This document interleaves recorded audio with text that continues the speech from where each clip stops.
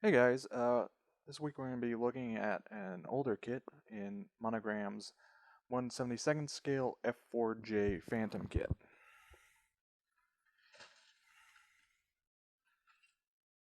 So, alright, I'm going to start off with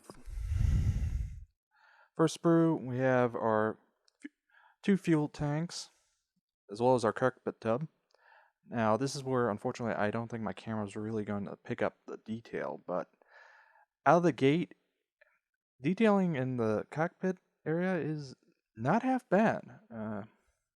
Obviously, given the small scale, a lot of it's not really going to be super visible, but, it does provide at least decent levels of detail.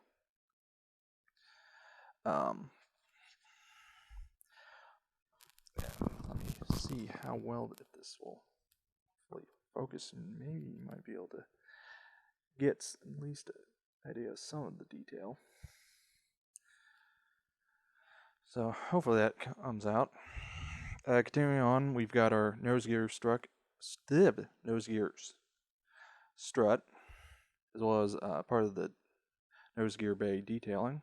We have two of the exhaust fans, as well as two of the landing gear, or excuse me, two of the wheels.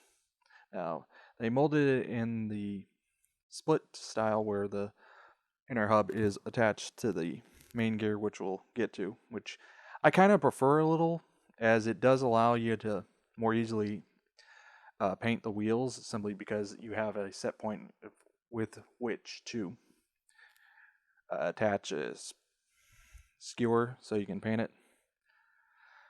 Just my 2 cents there. We also have our main gear doors and part of the inlet ramps. Inlet ramps a little over detailed for this scale, but once they're closed up, they should be fine. We also have two of the weapons pylons as well on this sprue. Moving on, we have the top of the wings. Detailing is of the raised type, so fortunately you're going to have to either rescribe the panel lines or leave it as is, given that the scale it's not too noticeable. We also have a couple of pilot figures, which for 72nd scale, again, are pretty detailed. Quite impressed. You have a single standing and single seated with arm for one of them. Do not recall seeing a second seated one, which is unfortunate, as that kind of leaves you either having it not with one pilot and having to source the second pilot, or not have them really at all, or have the one standing and try to find a second standing. But I digress. Also in this sprue, we have our intake. Not super detailed, but they do the job. We got flaps, more gear bay doors, and the speed brakes as well on this sprue, and part of the landing gear as well. Continuing on, here we go. Here, actually, this is the other halves of the wheels. I apologize, that was a mistake on my part. But we have those on this sprue. We've got our engines, which are not super detailed, but again, given the small scale, it's passable. We've got some bombs for our weapons racks, more weapon pylons. We also have our cockpit sidewalls for one of the sides, as well as the third fuel tank. Next up, we have our two fuselage halves. Again, raid style of detail, but overall shape is good and not too much to complain about. Some additional sidewall detailing. Hopefully it will focus and show up. Overall, nothing really to complain about there. And lastly, we have our underside. One thing I do like about how this kit does the underside is, unlike the Hasegawa kit, granted it's in 1/48 scale, so fair warning, they have the front and back as one singular piece, so you don't have this really nasty separation mark from the cockpit area to the rest of the fuselage.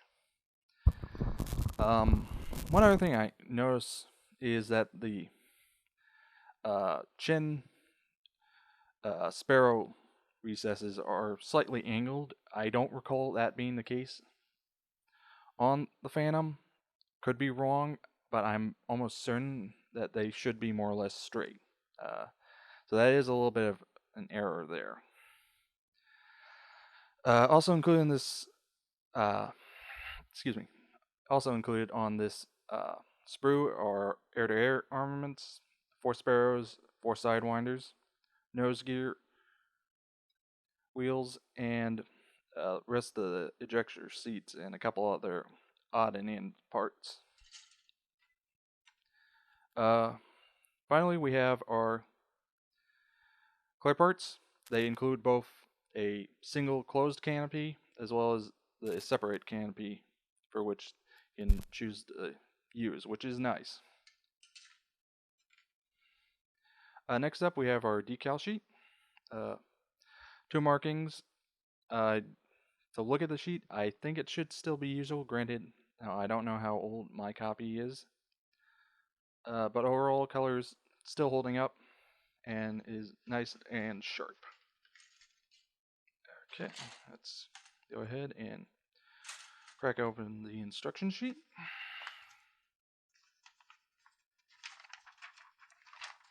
Like always, build sequence is starting the cockpit. One thing I don't know how you're supposed to do is get this fine level of bringing on the ejection handles. I can't even do that on 1/48 scale. Don't even know how you can do it on 1/72 scale. Anyone has tips on that, please leave a comment. I'd love to know. Yeah, it's typical, aircraft formulation, cockpit, and then build everything up from there.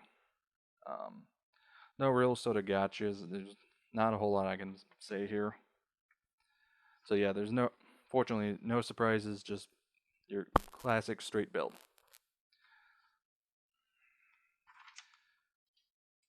So yeah, I mean, there's not a whole lot to say about this kit, other than, for 1/72 scale, it's not too bad. Granted, it's older, so finding it might be a little tougher. As a 1/48 guy, I'm usually not building 1/72 scale, but having to find this in a thrift store, and for a couple of bucks, I'm quite impressed. So yeah, I don't know if it's been re-released recently, as it seems like a lot of Monogram's current releases are all in 1/48 scale, but hopefully they'll take a look at this one and bring it back, as it's a pretty decent kit. So yeah, that was a look at Monogram's 1/72 scale F-4J Phantom. Until next time.